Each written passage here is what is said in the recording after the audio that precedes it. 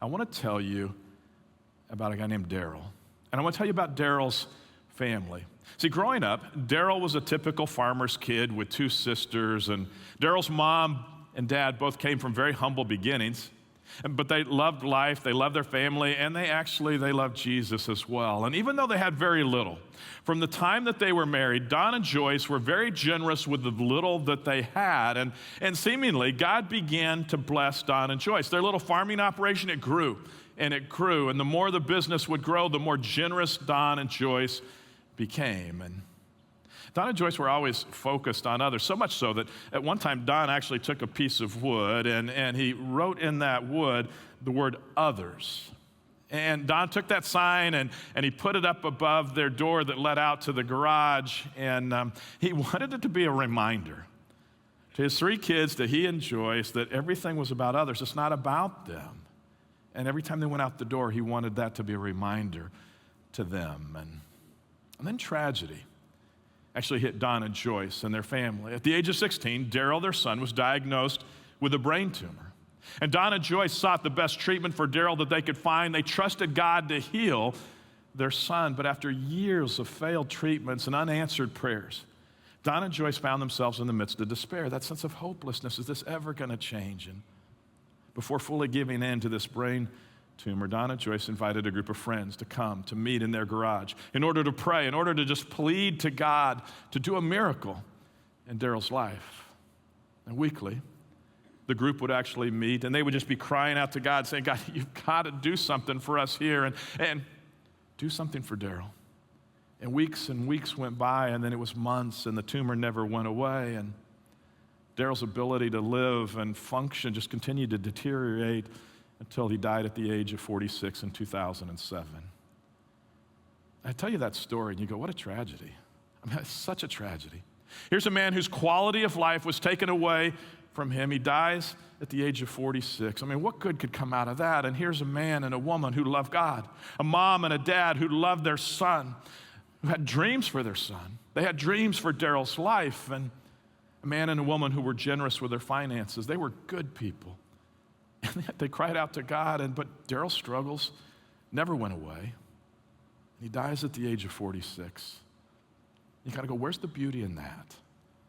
Come on, God, where are you? What are you doing? But remember, God's ways are not our ways, and his timing is not our timing. And so I actually want to show you just a glimpse, a little bit, of what God has done through Daryl's tragedy, Don and Joyce's tragedy, from when he was diagnosed with that tumor. You see, in 1986, that's when Don and Joyce called their friends together to meet and to pray and to plead with God to heal Daryl.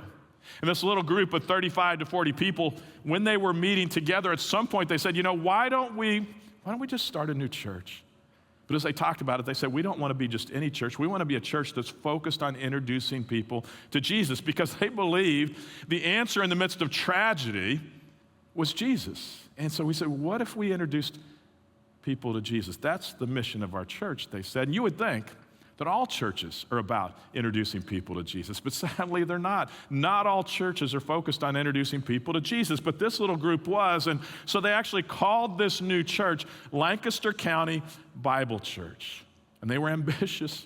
I mean, they said, this is going to be a church for the entire county. And by 1991, this group had grown enough to build its first building out in the middle of a cornfield in Mannheim, and they invited a young couple from Texas to come and be their pastor. And it was in 1991 that Lancaster County Bible Church actually began to morph into LCBC Church. LCBC Church being a name that really didn't describe a location, didn't describe a place or a building, but instead it described the people whose lives were being changed by Jesus Christ.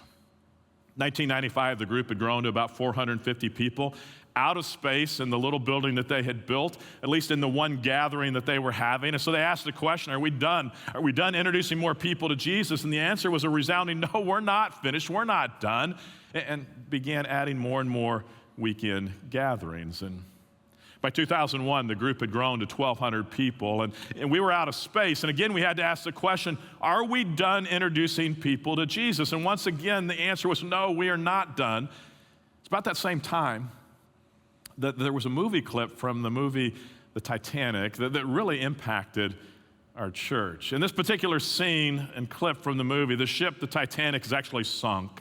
There are thousands of people out in the icy waters of the North Atlantic.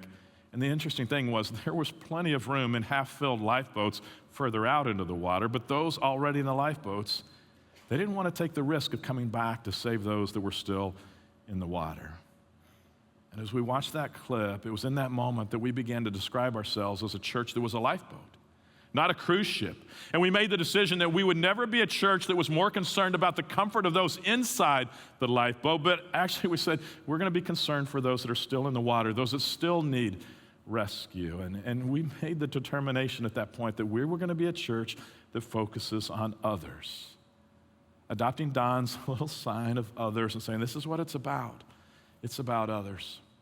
2003, Mannheim was expanded and actually grew to 3,000 people, but by 2005, the group had grown to 6,000. Again, we were out of space, and when we went to apply for building permits to expand the facilities in Mannheim, the township said, no, you're already too big, you're disrupting our farmland out in the township. And so once again, we were faced with a question. Are we done introducing people to Jesus? And it was about that time. We also had this sense that it wasn't just about us here in Lancaster County. It really was, how do we impact people around the world? And other people need to be introduced to Jesus. So we began to partner at that time with World Vision to sponsor children and transform one community. We said, let's just one community. We can't change the world, but we might be able to change one community in Kenya.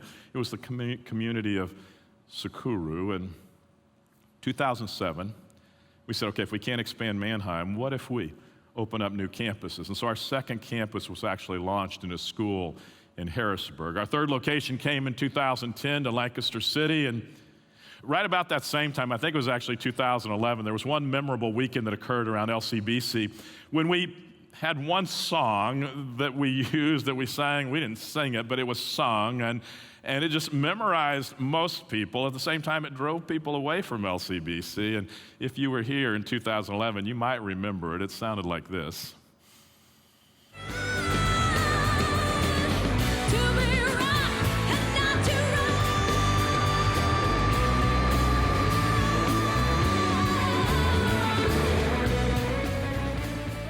That was kind of a fun weekend. We enjoyed that, but not everybody enjoyed that. And then there came a slew of new campuses from York and Ephrata, Branch Creek, Columbia, Montour, and Berks, and we'd grown to about 13,000 people each weekend.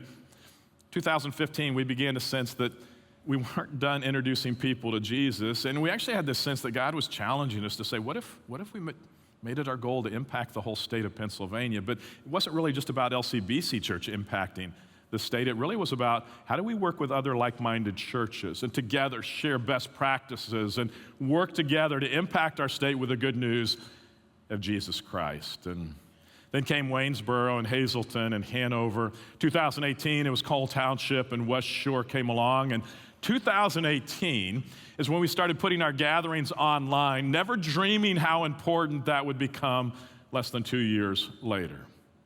That was followed by Lebanon, Northern Dauphin, and more recently Higgins. And then just this year, we were joined by Dixon City and Clark Summit and Wilkes-Barre. And can I just tell you, today the global impact has actually continued to expand as you guys are now sponsoring 5,456 kids in about 7 or 8 communities around the world. That's 5,456 kids whose lives are different today. They're experiencing life different today because of you.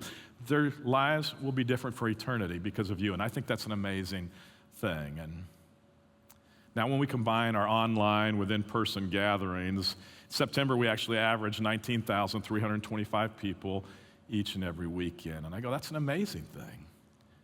And I step back and I just kind of say, man, think about that.